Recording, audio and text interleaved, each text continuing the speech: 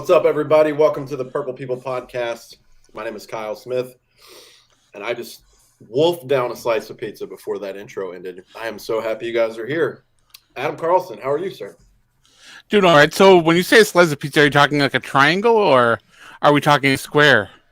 Are you a square cut guy or a triangle cut guy? Honestly, I don't care how it's presented. I've tried the Big New Yorker from Pizza Hut tonight, and I've got to say, I'm a fan.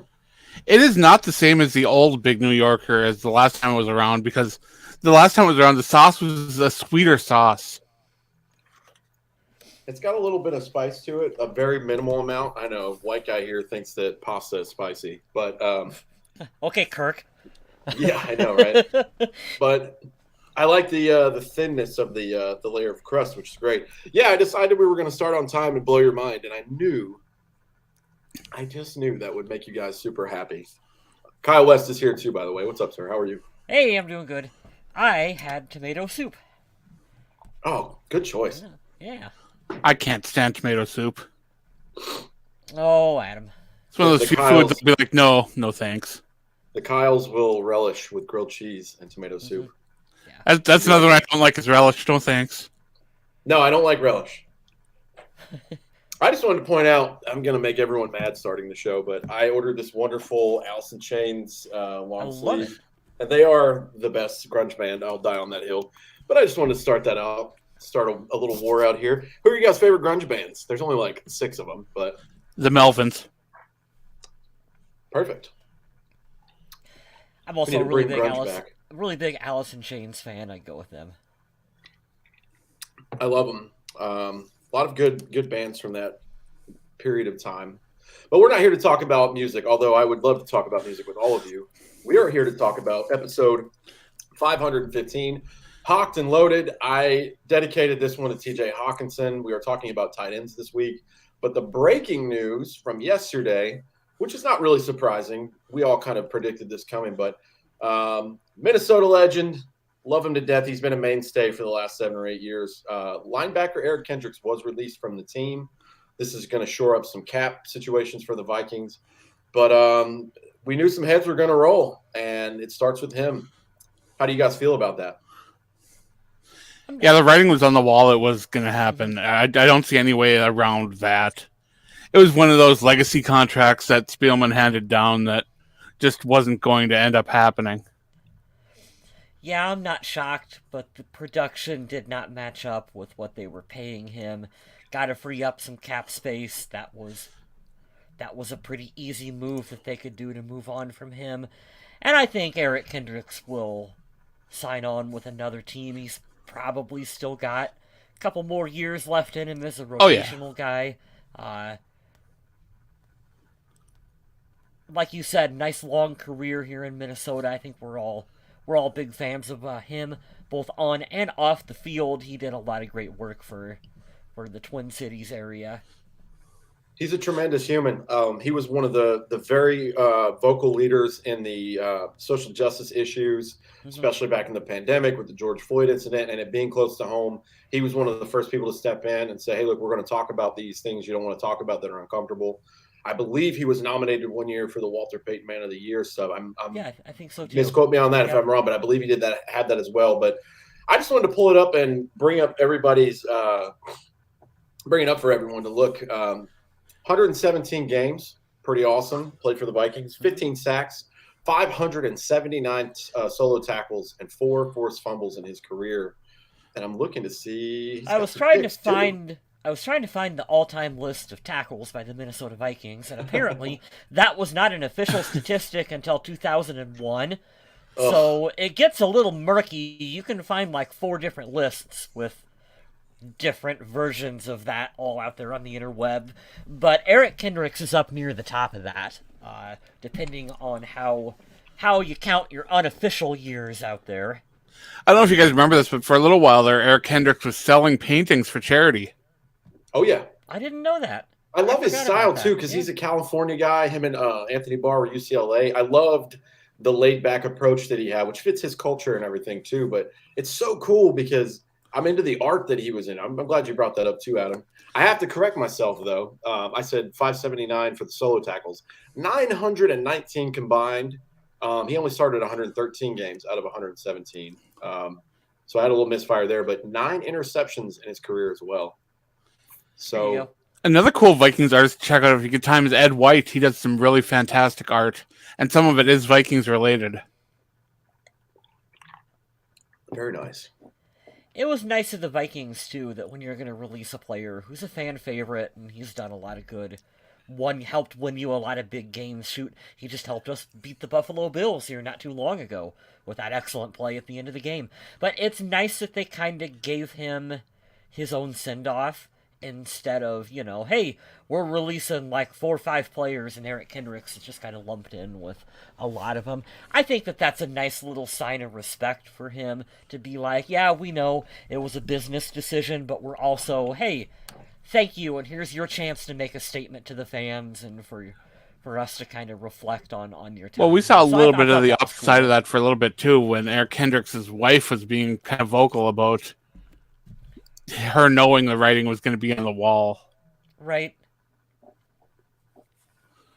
So, yeah, I mean, I understand it's a business, and I would love for so many of these Vikings players that get drafted here and play well to stay their entire careers, but it's just not something that can happen all the time.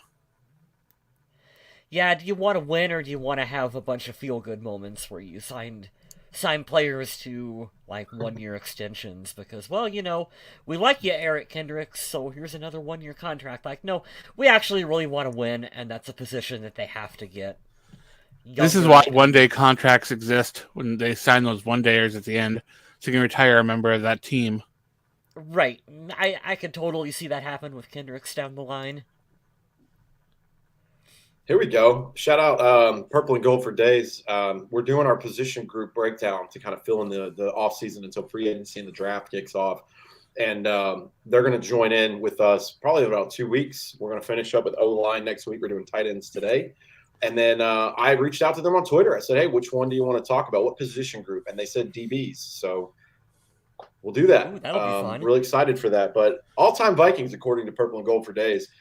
Matt Blair, Scott Subwell, 3A and 3B. I love that. Evan Daniel and Eric Kendricks. Purple and Gold says Eric could be in the Ring of Honor when it's all said and done.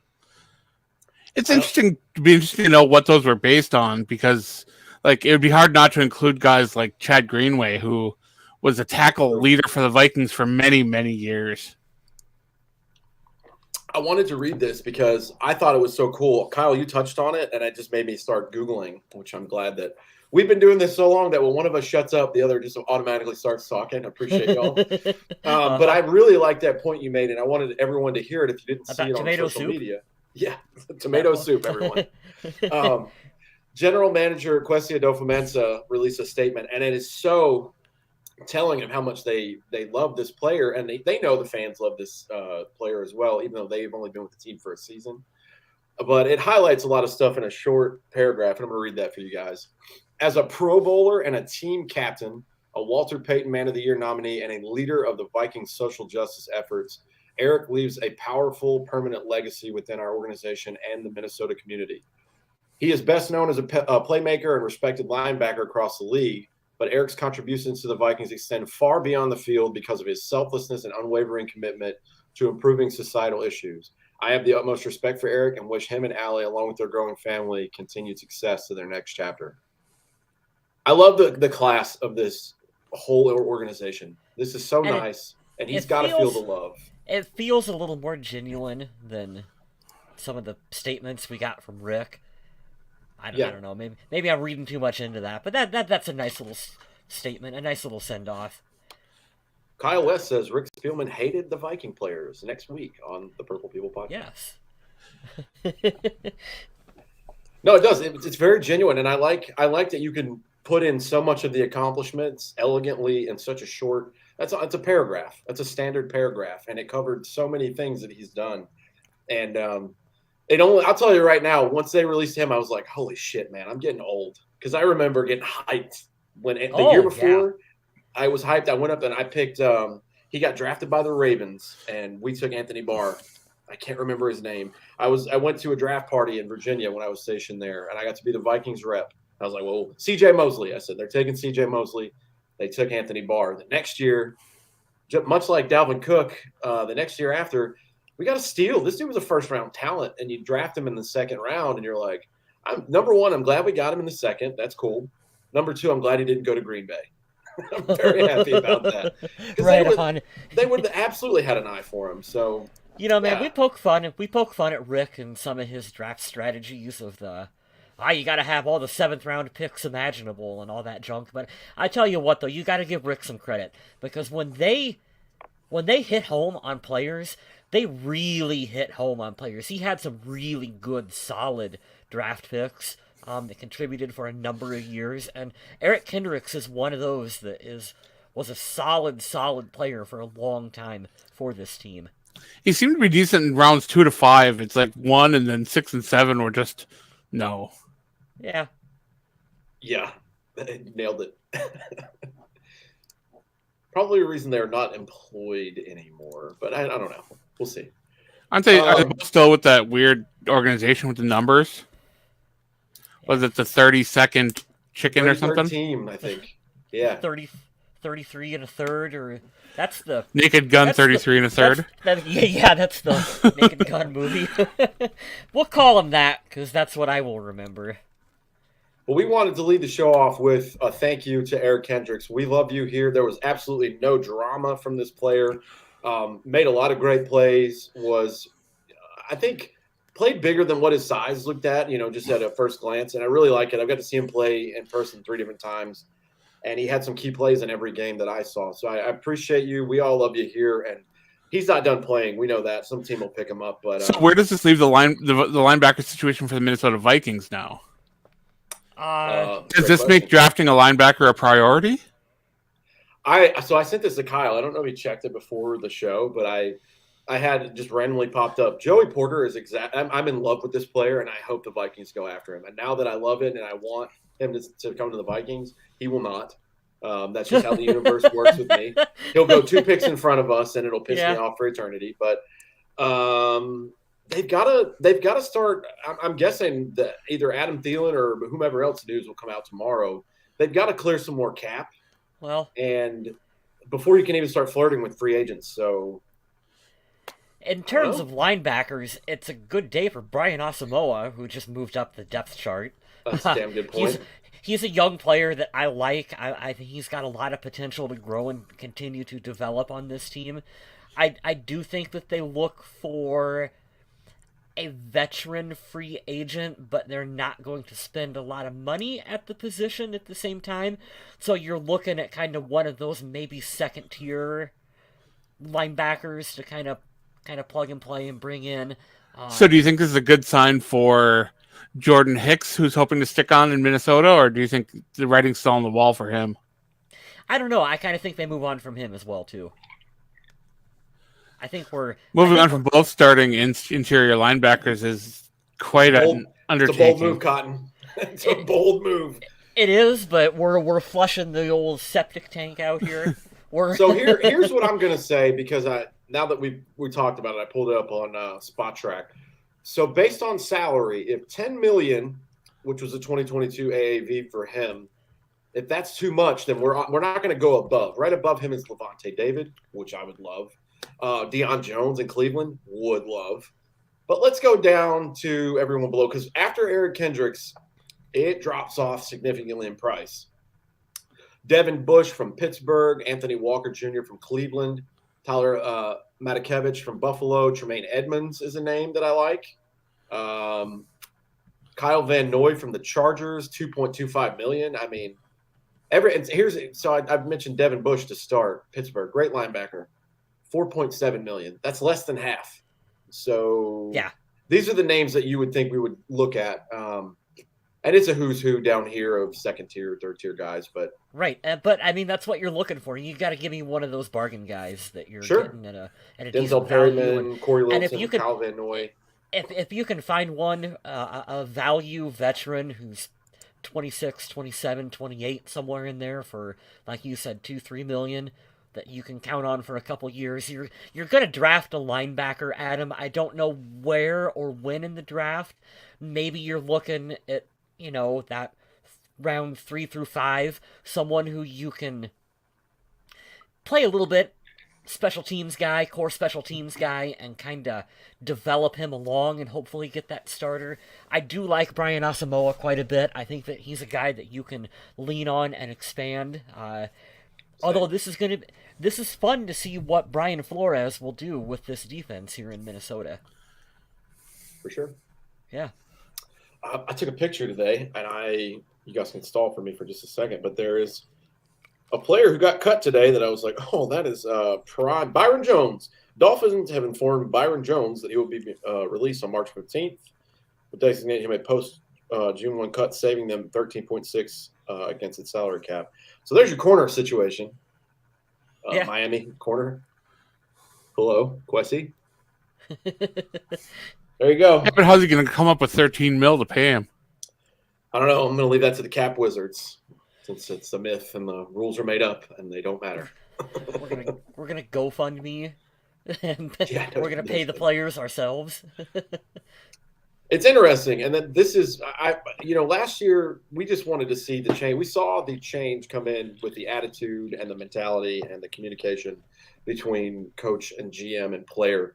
But this is a tougher draft than last year, and last year's didn't go particularly well so far. We're not going to give them an F grade now because we've said many times on the show, like everyone else, give it 3 years, see what happened with the players, blah, blah, blah. But they're in a bigger hole now than they were last year. They don't have many picks, and that's not all bad. We're going to talk about one of those picks they got rid of. Basically got TJ Hawkinson for a second, which is, that's a great trade, but you don't have a lot of capital. I'm curious to see not only as you guys are with who gets released, but I'm curious to see if anyone gets traded because we haven't heard anything about any Viking player on the trade block yet. You know what really intrigues me about last year's draft class is Lewis Seen, and whether or not that was just Ed Donatel being cranky old veteran coordinator. I'm not gonna play a rookie.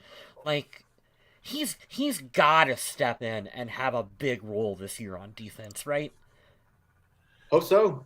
And physically he looks like he can. We just have to see if he's grasped it enough. But having a year under your belt on or off the field, being in the league, certainly helps.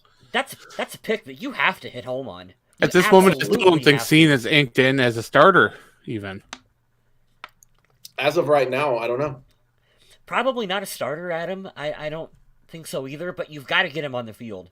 He's absolutely got to get out there on the field and make plays for this team.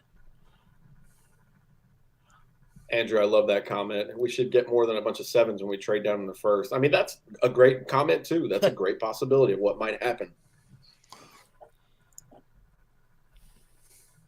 A lot of our contracts make trading those players tough. Yeah, it's true. And we blame that a lot on the previous regime. We'll see.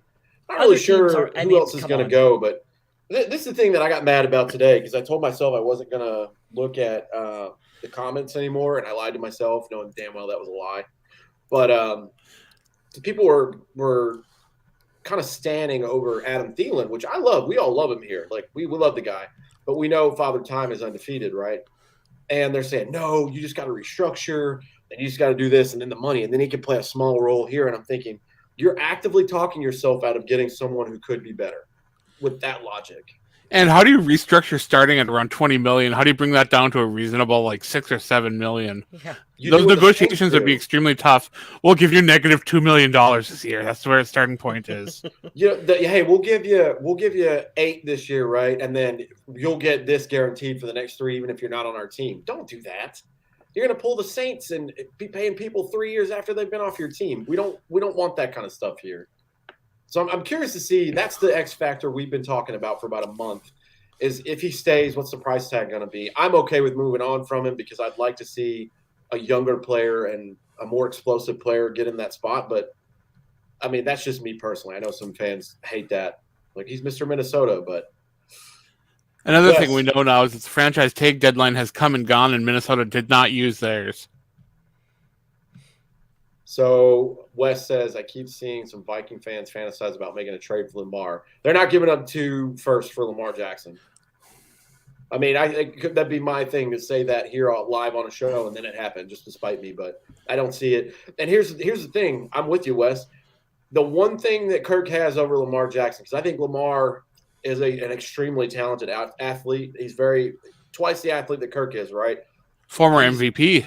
Former MVP, but the last 3 seasons he's finished injured. And that's the one thing Kirk doesn't have. He doesn't get hurt. I highly doubt they're going to invest in that, but we'll see. We appreciate you, Jonathan. Thank you. Kids come first. We understand that. And let's be honest, Lamar Jackson is getting a franchise. He's got the franchise tag this year, so he's going to be making a ton of money, non-exclusive. So I don't even know if he's going to stay in Baltimore, but the one thing you can guarantee is that he's going to be making a truckload of money. Which we wherever kind of he does anyway, end up. Right? Like with what he was demanding and his specialty and his what am I looking at? Just how he is as a player. I mean, he's a playmaker. He's going to make a lot of money, but. And then you got to look at how the quarterback market has even reset since the last time Kirk re-signed. So let's talk about it. So we have all this out here. Soup, I'm going to get to your cousin's comment in just a little bit. I'm going to save that. I haven't forgotten about you. So let's talk about what's happened in free agency before we dive into position groups. Derek Carr signs a 4-year deal with New Orleans. We all think that's a good move, correct? We do? Is that a good move? It's an upgrade. For Carr, sure. It's an upgrade for them. Good for Carr. I think it's definitely an upgrade for them. I'm not a big believer in Carr. I don't think he can take that team to a level where they'll make a deep Super Bowl run, but I think he's better than what they had, if that's what we're kind of doing. I think I see the reason for both sides. I think the reason I say it's good is you got something better and something reliable. But I'm with you, Adam. I don't think he's a take you to the promised land quarterback, but I think it's better than what they had. And you could take that shot on a rookie, but plus didn't they give up their first to the Eagles? Something like that. I don't remember. I don't know that they have a draft pick in the first round this year. I feel like they don't. But anyways, Derek Carr signs with the New Orleans Saints, so he's in the NFC now. Good for him. Figured he'd have some suitors out there. I kind of thought he'd come here to Carolina, but Geno Smith inks a deal, stays the starter in Seattle, at least for the foreseeable future.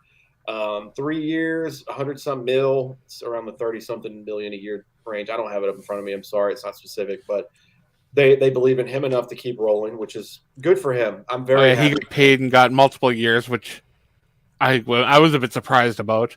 I thought it was either going to be a lot of money for 1 year or a little bit of money for multiple years, but his camp got him a nice long-term deal with a lot of money, so good for him.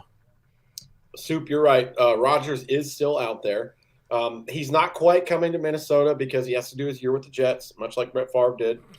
So we got to let that year pass. We were joking about that in the chat. He's got to go to the Jets, like you said, and then he'll come on down to Minnesota. I have to see, too, what year that Favre went in his career to the Jets. Because if it's the same, I'm convinced this shit is a movie. It was 2008. No, I'm saying, at what point, was it year 16, 17? If it's Rodgers didn't start with the Falcons, so this is different. I know, but it's still weird, man. It's still weird. They're turning into the same person. Remember there for a while when Cordero Patterson was, following Randy Moss's, the teams he played on? Patterson was drafted. He was drafted a Viking, and then he went to the Raiders, and then he went to the Patriots. You know what's even more sad than that? Cordero has a ring, and Randy Moss doesn't. That sucks. Yeah. Oh, man. Rodgers is still out there. And then today, you guys knew if you saw the news, you knew I was going to shit all over this. Daniel Jones. New York. What the hell are you thinking? I mean, I understand you. Hey, we're going to go with the dude, and the coach looked like they may have reached out to him. But Daniel Jones, 4 years, $160 million. Holy Jesus. Why? 15 touchdowns. Well, they had two situations they had to take care of. They had to take care of Daniel Jones, and they had to take care of a way to keep Saquon. They did it backwards. They did it back. I cannot understand this at all. Your quarterback had 15 passing touchdowns. I'm sorry. I'm going to say it again and make fun of me if you want. Say I'm being rude, whatever. He is white Teddy Bridgewater. He is exactly that, and I don't understand it. You're saying, well, he tore up Minnesota. I'm like, well, who didn't? Yeah, and that defense was awful. That hardly counts. here's the thing. We've seen this time and time again. We saw it. I'm trying to think of a good example here. But a coach making a player better, it doesn't mean he's going to be great forever. Brian Bill Daboll, Belichick with literally everyone. That's a good point. Yeah. I don't get that at all. You should have given Saquon. I mean, he's a generational running back. Tag Daniel Jones if he plays his ass off. You're going to pay him the same amount you're paying him right now, but make him earn it. You've had 3 years of shit, and you pay him on one good year. And I don't understand that. But you look at that contract, and I keep saying it. Are we still worked up over what we're paying Kirk Cousins? Absolutely. I'm not. I think it's fine. I think it's fine what they're doing. Andrew, I believe the answer to that is around $80 million of that. So yeah, hey, I want to say 87. Hey, I'm gonna say this now. If Daniel Jones ever hears this, he can laugh at me like, "I'm a pro quarterback. I beat your team. I have a win over them." He can say all the things, right? Congrats to you, bro, for getting your bag. I am 100% on board with every player getting paid as much as they can. Got a lot of dimes now. There you go. I don't get it, but you know what? That's on New York, because when you're in the same division as the NFC champ, that doesn't look like they're going anywhere for like 4 or 5 years. Good for you, I guess. But that's, oh God, I can't. It infuriates me. I'm like, the quarterback market is so weird right now. It's so weird. I understand why some people do that and why the teams make the decisions they do, I guess. But coming into this offseason, one of the big things, too, everyone was saying was, look at how crowded the market's going to be for running backs this offseason with, all these guys hitting the market. Saquon Barkley and, Josh Jacobs and all these guys that are going to be free agents. No. Teams don't care. Well, here's the thing, too. Those running backs just getting paid. Here's the thing about that, though, especially like piggybacking off the Daniel Jones stuff. You have to have a good running back with that quarterback. Because I get it. He can move around. He's every Giant fan has screamed at me on Twitter and in real life, because I have 2 of them I work with every day. Well, you got to think about his rushing stats, too. Yeah, I get it, but he's not your running back. That's the whole point of, like, he's supposed to throw the ball. So if you're going to have that aspect of, that's why I would have leaned heavy to pay a running back when you're not supposed to do that these days, because if that be the case, you get more bang for your buck. That guy's going to carry your team more than Daniel Jones ever will. But hey, you know what? I'm going to get off that train. Maybe I'm a little salty because that stupid quarterback beat our team. Wes says, did you see wide receiver Trey Palmer from Nebraska? Wes, tell me this. Did you bring up Trey last week? Because if you did, I'm not going to forget it this time. And I will do our due diligence over the next break, and I will look up some Trey Palmer film on YouTube. I believe you've mentioned this guy twice. And I will be absolutely honest. I did not watch a single moment of the combine. I didn't either. I usually am glued to my TV through the whole thing. Yeah, I don't know if it's a sign that we're all getting old or if we're just over the whole combine thing in general, but shit, we've talked about this. When they first started airing that on TV, it was like must-watch television for a football fan. I remember being hooked to it. I'd spend all afternoon on my day off from work watching combine, watching the drills. Got invested in all of it. I just don't care anymore. And then you see all these guys that do fantastic combine workouts and come to the NFL and just do nothing. And I think that's part of the reason why I'm not so invested in it, is because players they're training to do really good at these specific drills, which, hey, it's awesome. More power to you. You probably should do that. But that doesn't translate a lot of the time to what they do on the field. Soup is on the Rodgers to Minnesota train. Listen, dude, so am I. I've said it for years. I hate him when he's a Packer. If he came to the Vikings, I'd buy the jersey that day. But I don't see how that's going to work. I don't know the contract specifics, but they'd have to release him. They're not going to trade him to Minnesota. There's no way. There's not a chance that's happening. He's just got to retire like what Favre did. Yeah, 3 times. He's got the blueprint right in front of him. Wes says he mentioned Trey Palmer like 5 times. I'm going to look him up, man. I'm going to do that for you. Wes says here today on Colin Cowherd. That's your first mistake. If Rodgers goes to the Jets, Brady comes out of retirement and goes to the 49ers. Well, I will combat this with you with some parody. Did you see Tom Brady on Twitter, yes. I believe it was? That was hilarious. I thought of you when he said, he goes, guys, I can't come back 2 months after whatever because I just bought my daughter a cat. You know what that is? I can come out of retirement now that I got my daughter a 2-month-old kitten. He's good. I believe Tom when he makes a 60-second video. He's like, "Look, I ruined the first one, so I'm just gonna tell you I'm done." I believe him. Hopefully. Also, isn't he getting like a huge amount of money to do broadcasting or something? Oh, yeah, he's gonna knock Greg Olson out of the booth, which I'm excited about. Yeah. Yes. I'm gonna battle you guys. I have a soft spot for Greg Olson. I love him. I don't. I thought he was a good tight end, but man, he's not a great commentator. I know people love him, and people hate Romo now. Which is weird. I love Tony Romo. I don't get the hate. He had a hiccup or two recently at the end of the year. That's why people are on the Romo hate train. But he's very good at that. He's very good remember Dan Deerdorf? He was like, oh yeah, he was like listening to paint dry. I hated Dan Deerdorf. God. Free agent tracker here for inside linebacker. Well, you know what we don't have to talk about? Tight end. Pretty excited about that. We could talk about them today because the position group we're going to go over is tight ends. This is our tight end show. We have T.J. Hawkinson and not a lot else below that. Johnny Munt. Does Munt need to be resigned? I'm fine with it. I know it won't cost a lot. I mean, this is a short conversation. T.J. Hawkinson, Johnny Munt, Irv Smith are the only 3 tight ends on that roster.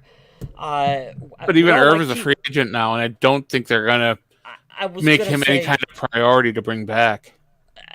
Are any of us gonna kick the tires on Irv Smith for another year in Minnesota? No. Is anyone gonna make that bet? No. If it's league minimum or around there, I could see that. Sure. Good. I'm good with that. I love you, Irv, and I have nothing but respect for you, man. And I know the injury bug is not fair to judge you on, but I'm kind of, it's that bitter taste in the mouth. It's like just try to find someone else.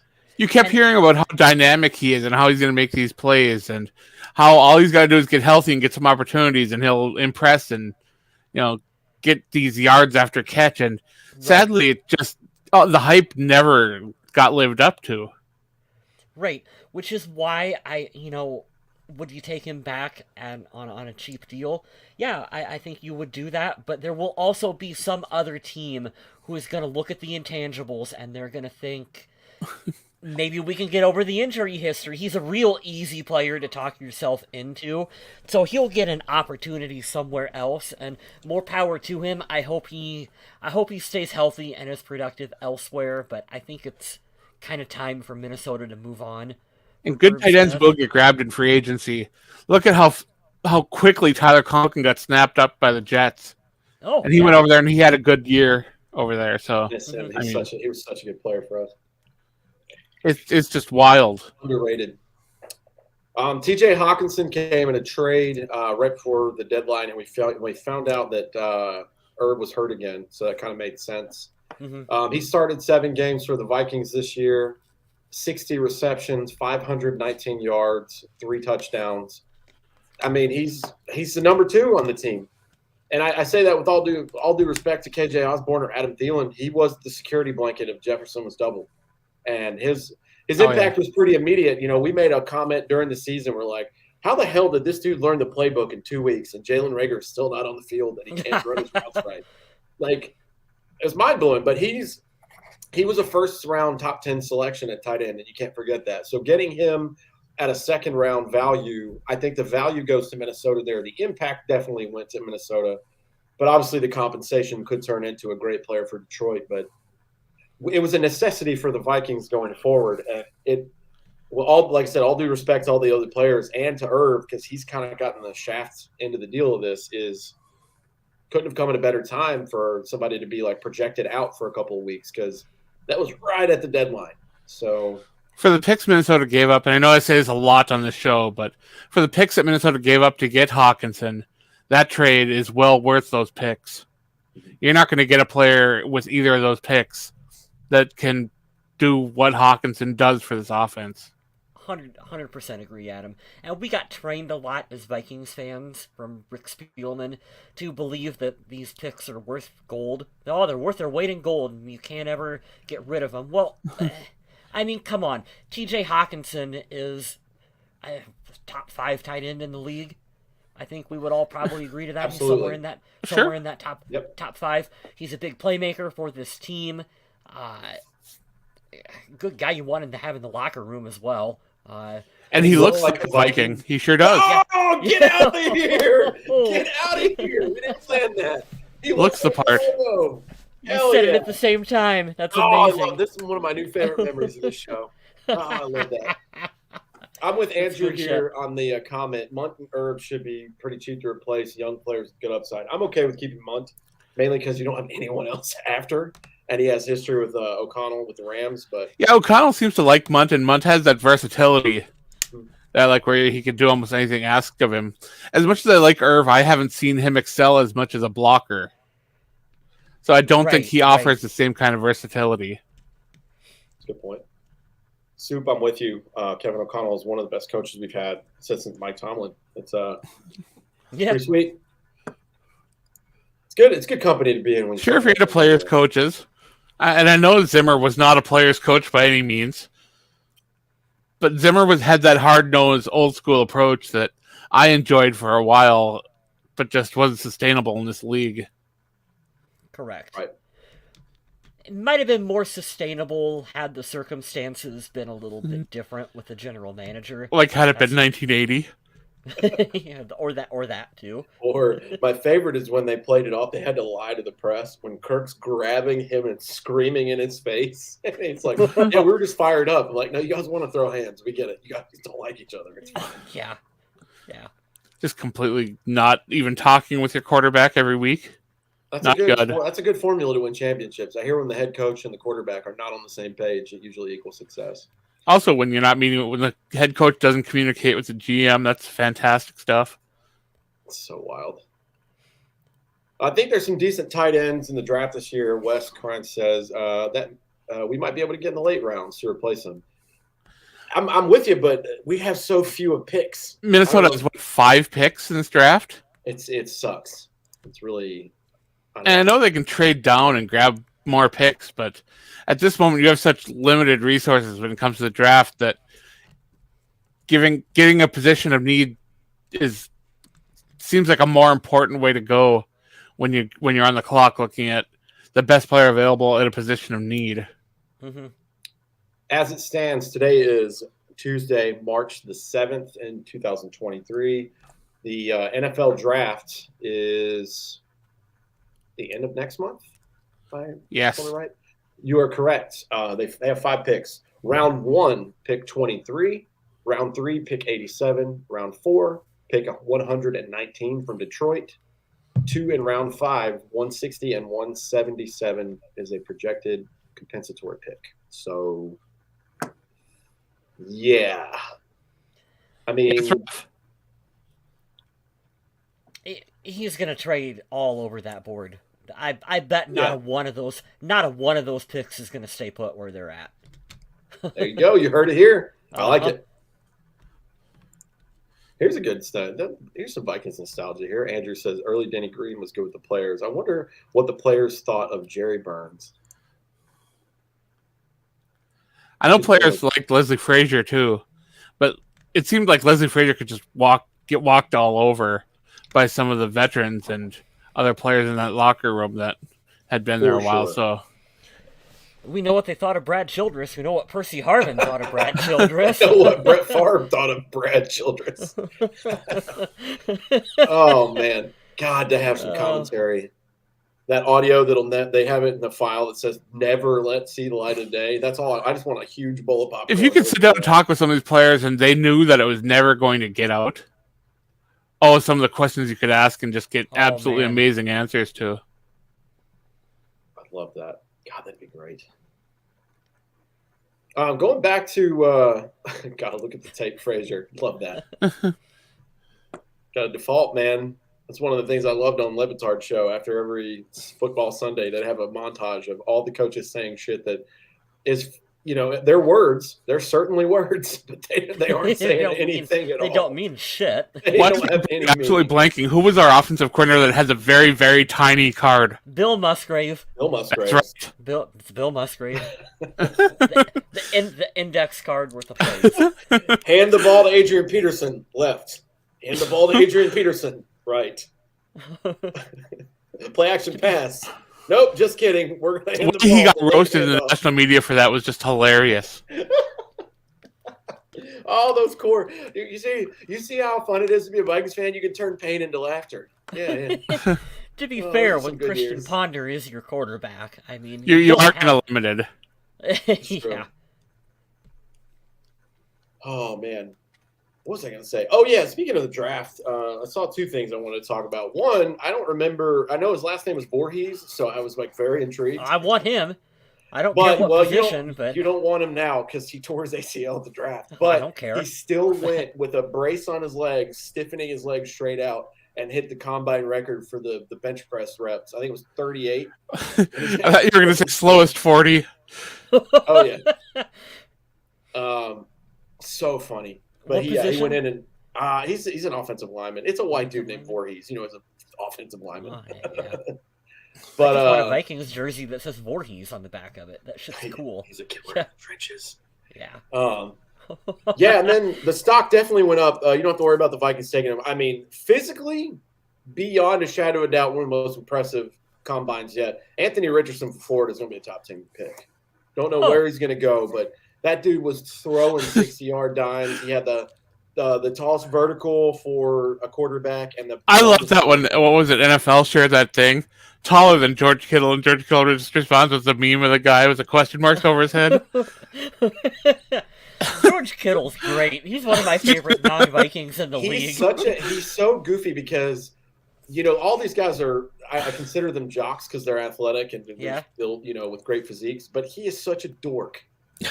Right? I love watching his mic'd up moments because he's like, "Ooh, I got you there." And I'm like, he's 7 years old out here playing professional football. He's like goofy like Jared Allen, but if Jared Allen had like Instagram and shit. Oh yeah. Absolutely. Yeah, like back when he was playing, like that would have been a lot of fun too. Super. I agree with you. I have high hopes for Brian Flores. We all do as well.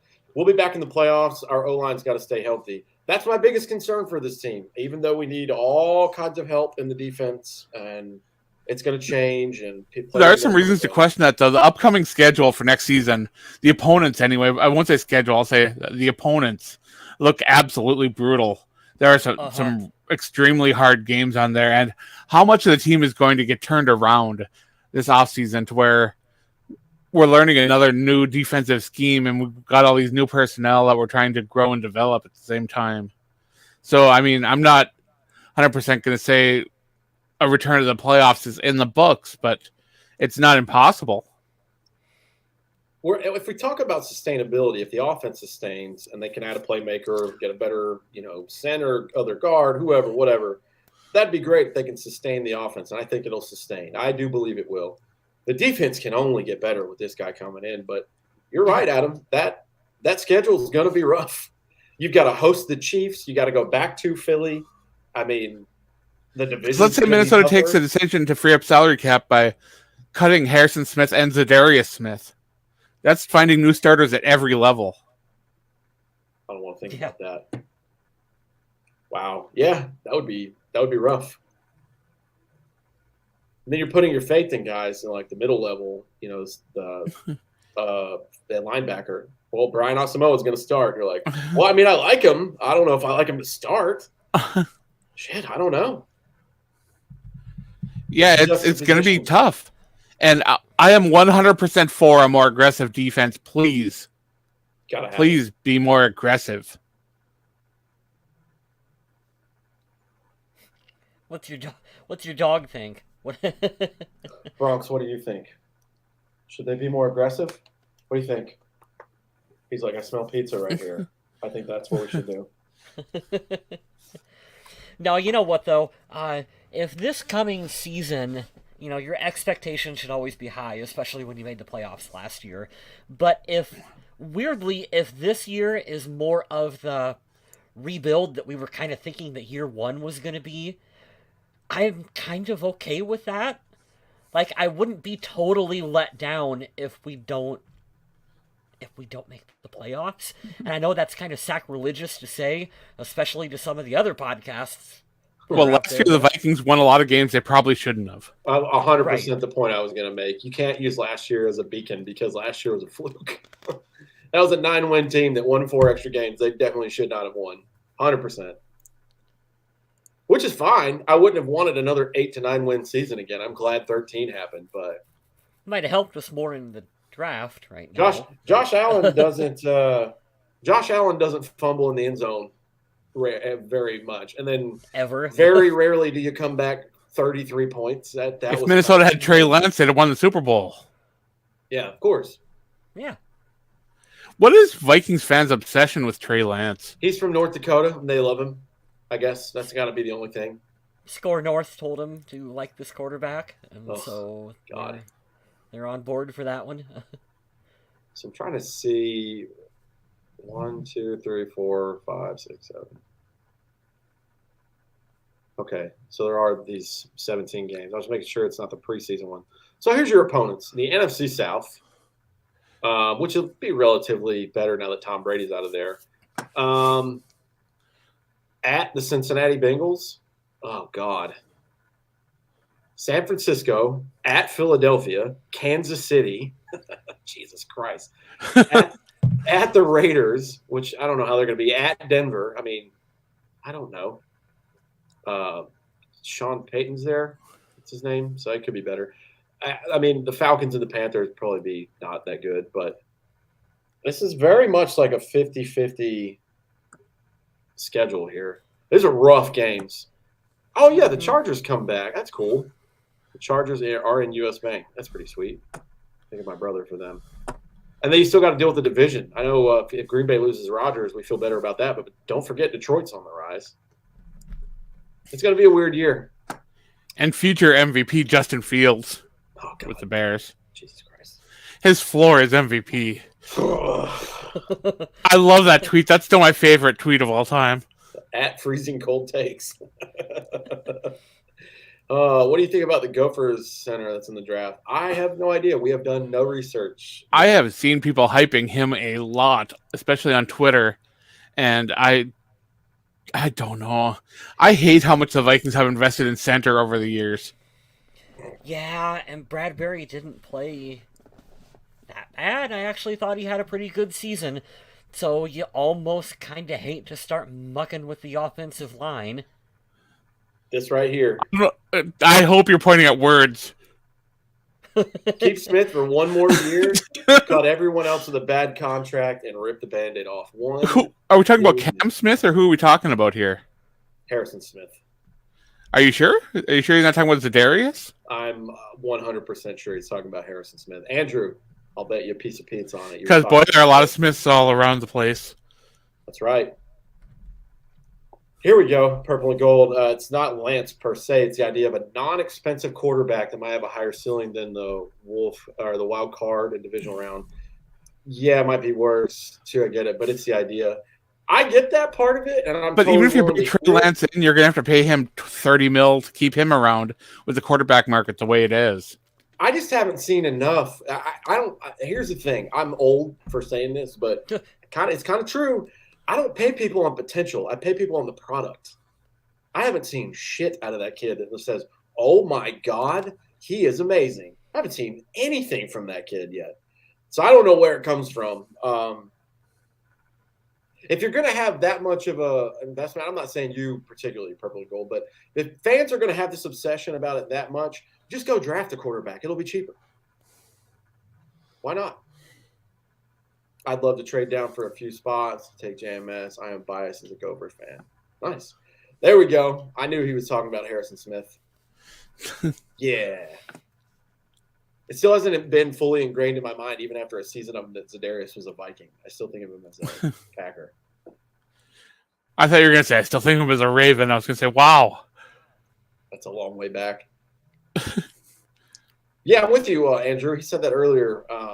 Keep Harrison for one more year, cut everyone else's bad contract, rip the Band-Aid off. I think that's the smart move, and I think there is some of that to be determined and to, it's going to happen, I believe, but you don't have the capital to go around replacing these guys. So I don't know. Because you keep hearing all these rumblings like, how Brian Flores reportedly wants to bring back Patrick Peterson. Yep. And yeah, that'd be fantastic. But right now, there's no realistic way to go about that. There's work that's got to be done before that can even be a discussion. Right. Yeah. That's what Smith was saying earlier on in the show. They've got to get the ball rolling on some other contract restructures or players that they're going to release so that they've got a clear roadmap in front of them for what they're doing. Now, I'm sure it's not like the Vikings don't have a plan right now for this in place that factors in some of these decisions, but it'll be interesting once we finally start to know a little more about what they're going to be doing. Yeah, I don't know. And, it's a good sign that this happened with Eric. Not that we wanted him, we're like, F that guy, get him out of here. But we knew it was going to happen. It's good that the timing has started. But I think the new league year starts after this weekend. So here's a good point. Andrew says Za'Darius has a knee issue, right? I don't hear anyone other than young players coming back 100% from that. Yeah, that's something to be wary of. He came back from his injury against the Packers and played very well for Minnesota, especially at the beginning of the season. Mm-hmm. And it's put him in an aggressive type defense. I feel like he could really thrive. And at this point, I don't know if you have to make a decision between the two quite yet with him and Danielle Hunter, but man, those two guys are eating up a lot of salary cap, and towards the end of the season, they were both pretty ineffective. He also had a back injury with Green Bay, so it's not just the knee. Back injury there could flare up again. I don't know what it was that kept him but not at 100% this year. I'm not aware of that, but just something else to think about. It's not just one. It's a couple of things. I think we've all agreed, though. We talked about it on Purple and Gold and then here as well. I think Danielle Hunter's not going anywhere, so that's promising. He's still young.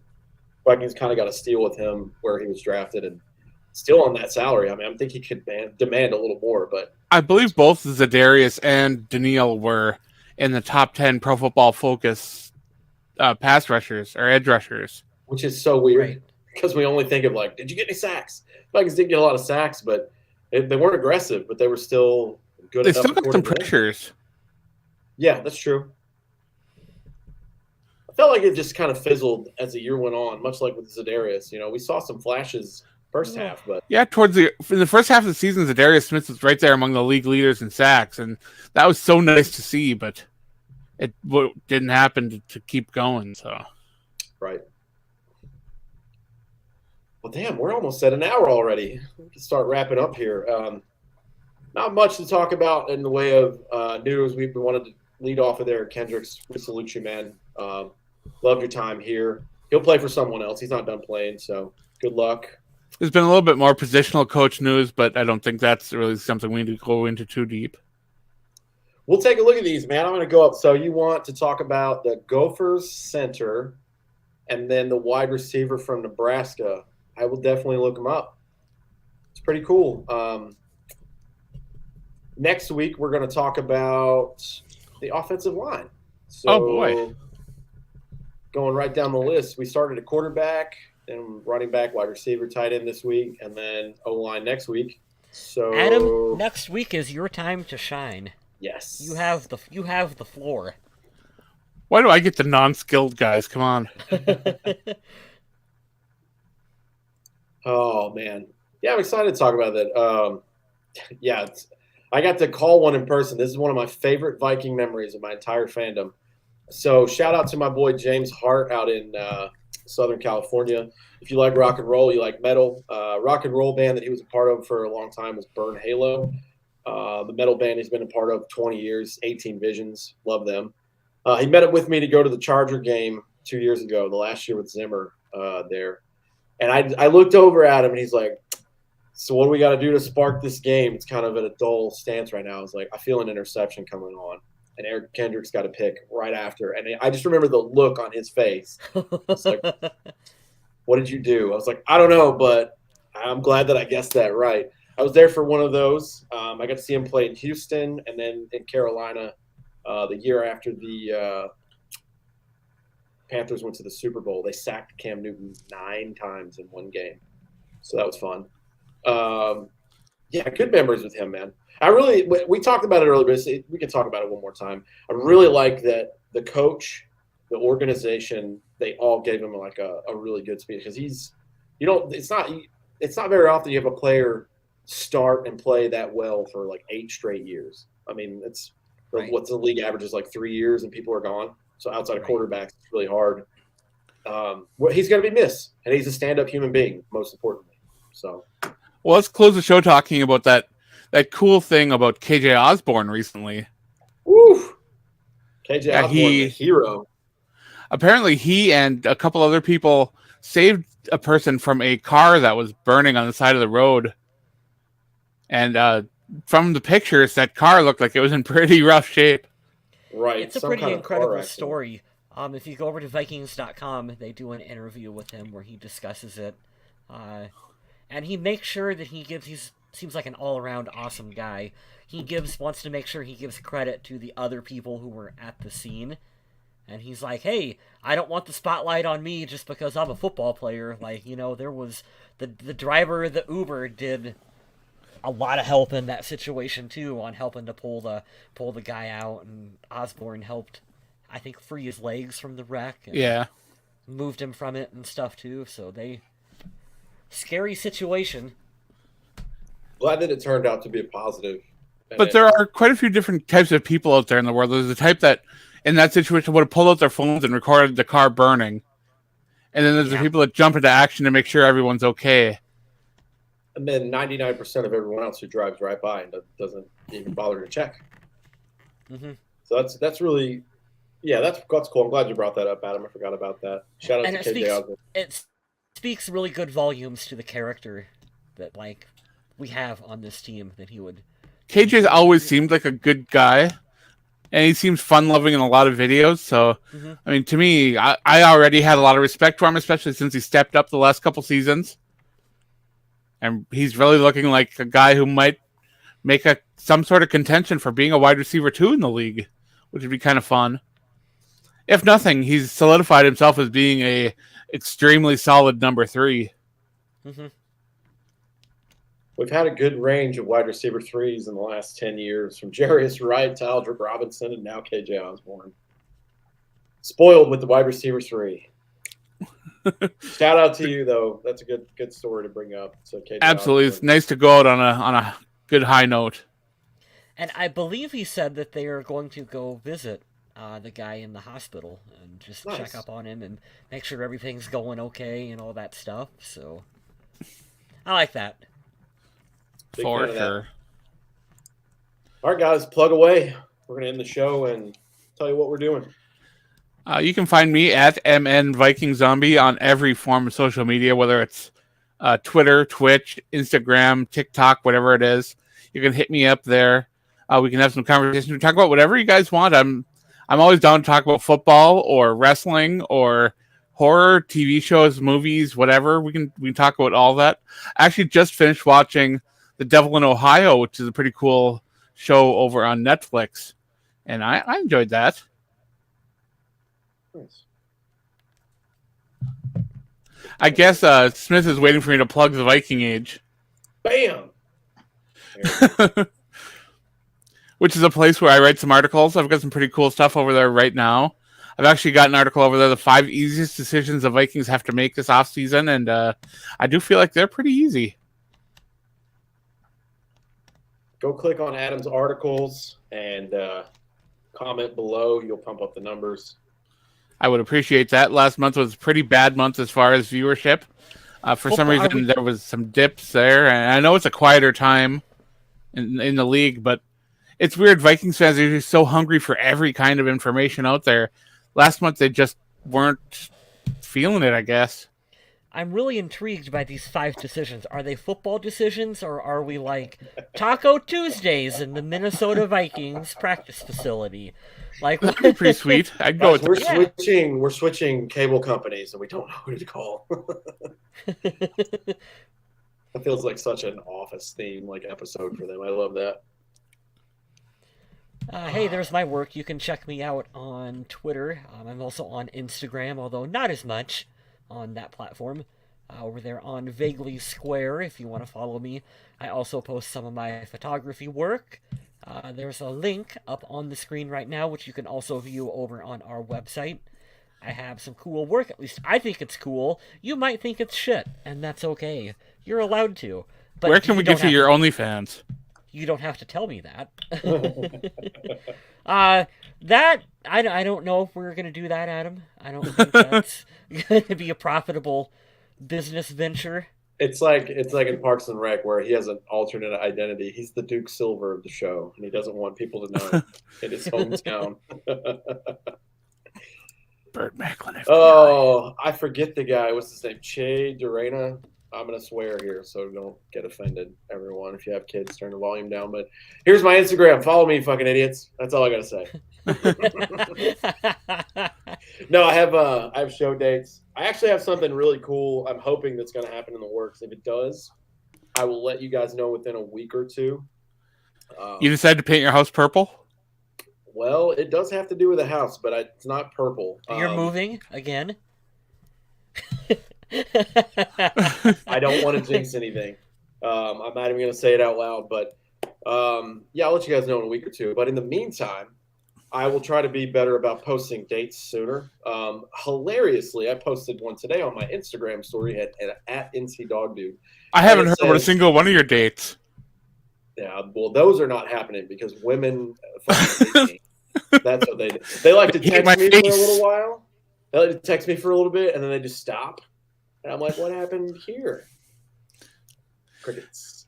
But yeah, I posted it. I'm playing at a place called Pita Wheel on Saturday, March 18th. I'm also playing the same day at a place. You've done a few shows there at the Pita Wheel now, haven't you? It's a fun spot, man. They have really good food, and their setup is great. It's in an old downtown district in my hometown, and they have an outer area, inner area, a good little bar area if you like to have a beer, and it's just it's at a four-way intersection too, so they just have a lot of traffic coming in and out. But playing there Saturday, March 18th from 12 to 2. I'm playing at Trackside in Kings Mountain, the town over, 7 to 10 that night. So I put up on my Instagram story today, St. Patty's Day Bash, and people were like, "This Saturday?" And I was like, "When is St. Patrick's Day, people?" I don't know. I'm sober. I don't do St. Patrick's Day So I had to anymore. delete it because people can't read, and I had to block the poor guy's name out that's actually playing on Saturday or on St. Patrick's Day Friday. I was like, Saturday, March 18th, 12 to 2. People thought it was this weekend. I'm like, we're not celebrating early, folks. St. Patty's Day is on a Friday, so it will be the following day. I think Thanksgiving's on a Thursday this year too. Has Yeah. anyone checked? Can you guys check on that for me? I think so. You should think tell so? No, you should tell my work that, because apparently the calendar shocks you every year. Like, we have holidays? No, You guys what? want time off for those? When did those come? No. They're Crazy. new. That's the show, ladies and gentlemen. We will talk about the offensive line next week. We will obviously update you with any news, if any other players get released, traded, or cut. And Who gets cut next? Thielen? I mean, I hope it's him, and I say that with all due respect. Or if they trade Dalvin Cook, I would be very happy about that. With all due respect, fuck you. Get traded. Yeah, get a travel agent. All right, get a travel agent. Yeah. I don't want to hear about your millionaire problems. All right, shut up and dribble, or whatever those dummies said. I'm kidding, obviously. We Huge thanks once again to everyone who joined us in the chat. We love having you guys here and getting in on the conversation. It makes us things so much easier for us. I know we tend to ramble on about football and everything else that's going on, but it's just so nice to have this interaction. And I know that we took it for granted for multiple years because we just didn't go to this live platform soon enough. I don't know why we waited so long. Yeah, I don't know. Just weird. But thanks again for joining us. Remember, you can check us out anywhere podcasts are found, whether it's Spotify, Google Podcasts, Podomatic. I don't even know where people find podcasts other than that these days. You can call us on the phone. We'll just talk Vikings football with you. Get a hold of me on my beeper. Yeah, sure. Fax me something. I don't know. if they start fact- Facebook calling the freaking podcast page Kyle West, I'm gonna have to have serious words with you off of this. You know, Adam, I would almost believe that you have a working fax machine. I would almost believe that. I can accept faxes if you fax me. I want to say I knew thank it. you again, Purple and Gold for Days. We have a Minnesota Vikings community, and we have they've been following us now for a couple weeks and been trying to tune in. I turned my notifications back on for Twitter because I had everything turned off for a little while, so I'll be able to jump in and add. It's because Smith hates my jokes, so he mutes all of Twitter. That is not true. I give you props on those. I'm sorry people don't have elegant tastes in jokes on Twitter, but yeah, thank you for reminding me to be a better producer on the show. Hit the like button, subscribe if you would like. It'll tell you I create pretty much the day of the schedule of the show, and it'll let you know in advance, like it does on Facebook as well. Hey, we're going live tonight at this time, so hit the like button, pump those numbers up, comment if you want. If you watch this We don't later. give you a lot of time to prepare, but we try to give you a little bit at least. If I ran it, the way I want to, we could, but we all have lives and a schedule, and this is a hobby, so I never want to take that away. I don't have much going on these days. I want to schedule it usually like a day in advance, but you know what happens on this show when we schedule stuff in advance? News happens the day after we schedule it, so. Every time. Every single time.